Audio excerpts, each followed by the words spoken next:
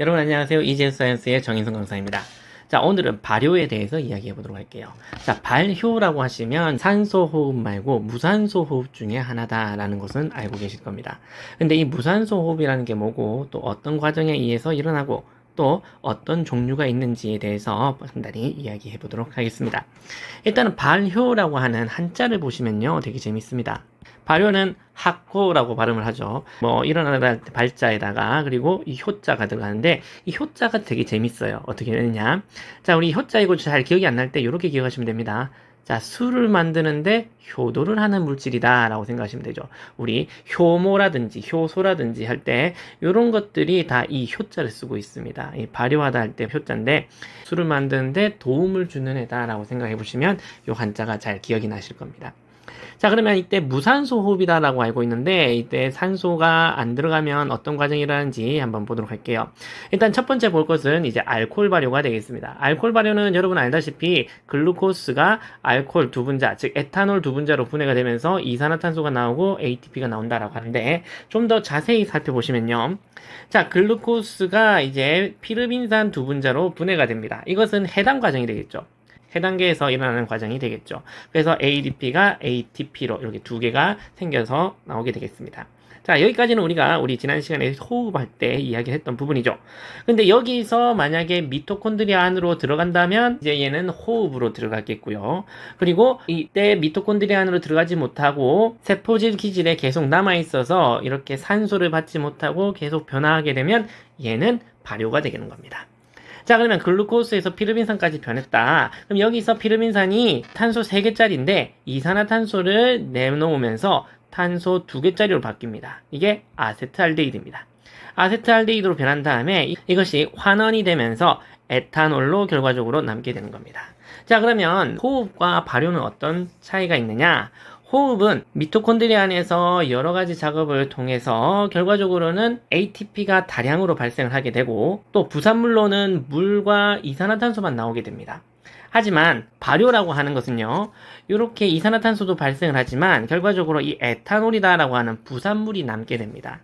즉, 호흡에서는 탄소가 전부 다 이산화탄소로 바뀌고 그리고 산소와 수소가 결합된 물만 나와서 우리 몸에 자연스럽게 녹아 들어갈 수가 있는데, 자, 이렇게 발효 같은 경우에는 알코올이나 젖산 등과 같은 분해되지 않는 분자가 남게 되어서 이 부산물 때문에 다른 여러 가지 작용이 일어날 수가 있습니다. 자, 그러면 이 알코올 발효는 우리가 어디에 써먹을 수 있느냐? 얘를 또 알아두시는 게 중요합니다. 자, 얘는 일단은 우리 술을 만들 때 쓰죠.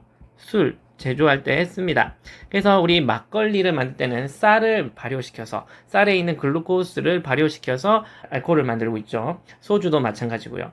맥주는 보리를 발효시켜서 만들고요. 와인 같은 경우에는 포도를 발효시켜서 포도 속에 들어있는 과당과 글루코스를 발효시켜서 만들게 됩니다. 자, 그래서 이 알코올을 직접적으로 사용하는 곳이 바로 이 술 제조 현장이 되겠고요. 또 우리 빵 효모도 이 알코올 발효를 이용합니다. 빵을 보시면 빵을 불에 굽죠. 굽게 되면 이렇게 부풀어 오르면서 얘가 푹 커집니다. 근데 이제 빵을 막상 뜯어보면 안에 구멍이 송송송송송 뚫려 있습니다. 그 구멍이 뭐냐? 구멍이 바로 이 이산화탄소가 있던 자리가 되겠죠. 그 빈자리가 이제 부풀어 오르면서 말랑말랑한 빵의 식감을 만들어낼 수가 있는 겁니다. 자, 그런데 이것과 비슷하게 또 우리 술빵이라는 게 있습니다. 술빵 여러분 잘 아시는가 모르겠는데 술빵, 자, 술빵이라고 해서 이렇게 가끔 트럭에 이런 곳에서 판매하는 이런 빵이 있어. 보시기에도 맛있게 보이고 고소하니 네, 맛있는데 요게 먹다 보면 약간 시큼한 냄새가 나요. 네, 시큼한 맛도 있고요. 이게 알코올 발효에 의해서 만들어진 빵인데 알코올이 아직 남아있기 때문에 우리는 술빵이라고 부른 겁니다.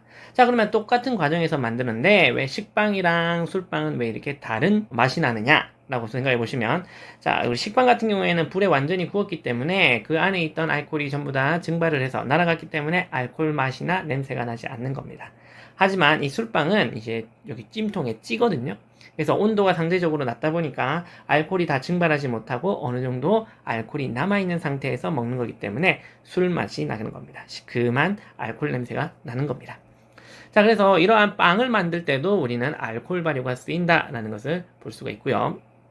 자, 다음은 젖산 발효가 되겠습니다. 젖산 발효는 글루코스가 분해되면서 이제 탄소 3개짜리의 젖산 2개와 그리고 ATP가 만들어지는 거죠. 자, 여기서는 이산화탄소가 발생을 하지 않습니다. 자, 그렇기 때문에 이 젖산이라고 하는 것이 그대로 남아있을 수가 있는 거죠. 즉, 아까 알코올 발효라고 하는 것은 이산화탄소가 발생하기 때문에 가스 같은 게 차고 이렇게 부풀어 오를 수가 있습니다. 하지만 이 젖산 발효는 부풀어 오르지는 않는다. 왜? 가스가 발생하지 않는다라고 생각할 수 있겠죠. 자, 이것도 마찬가지로 글루코스가 ATP 2개를 만들어내면서 피르빈산 2개로 분해됩니다. 이것은 역시 해당계에 되겠죠. 자, 근데 이 해당계에서 역시 미토콘드리아로 들어가느냐 아니면 세포질 기질에 남느냐에 따라서 또 여전히 반응이 더 일어날 수가 있는데, 이때 젖산 발효다라고 하는 것은요, 이 젖산을 만들어내는 젖산균이 있으면 이 젖산 발효가 일어날 수가 있습니다. 그래서 이때는 젖산균에 의해서 젖산이라고 하는 요 분자로 분해가 되는데, 이 젖산이라고 하는 분자가 우리 주변에서 많은 일을 할 수가 있습니다. 자, 예를 보시면요. 김치도 발효를 하죠. 이제 배추가 이제 익으면서 발효가 되는 겁니다. 그래서 김치에는 뭐 젖산균이나 유산균이 많다라고 얘기를 하고 있죠. 자, 그리고 장류, 된장이나 고추장 같은 것도 마찬가지고요. 치즈나 요구르트 같은 것도 이 젖산 발효에 해당이 됩니다. 그리고 또 중요한 게 이 사람 근육이 되겠습니다. 사람 근육도 젖산 발효가 일어날 수가 있습니다. 갑자기 격한 운동이나 아니면 급하게 힘을 줘야 되는데, 미토콘드리아에서 만들어내는 이 에너지 ATP만으로 이 힘을 감당하지 못할 때, 즉 운동을 버텨내지 못할 때 급하게 에너지를 만들어야 되기 위해서 미토콘드리아의 호흡 과정을 거치지 않고 해단계에서 마구잡이로 이제 ATP를 급하게 만들어냅니다.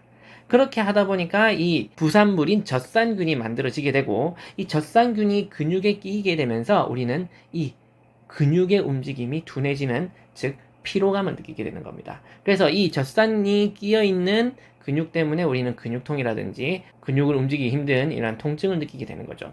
그래서 우리가 뭐 몸이 피로하다라고 했을 때 이 근육을 잘 풀어주면서 이 젖산을 잘 분해가 될 수 있게 해주어야 우리 근육통이나 통증도 빨리 없어지게 되는 거죠.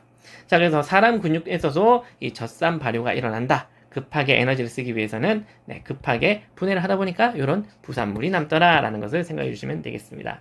자, 오늘은 간단하게 발효에 대해서 이야기를 했고요. 자, 이렇게 자세하게 알아보는 경우는 잘 없으셨을 거예요. 그래서 알코올 발효와 젖산 발효가 각각 어떤 역할을 하고 어떤 예시가 있는지 정도는 여러분이 꼭 알아두셨으면 좋겠습니다. 자, 오늘의 내용은 여기까지고요. 우리는 다음에 더 좋은 내용으로 다시 만나요. 안녕.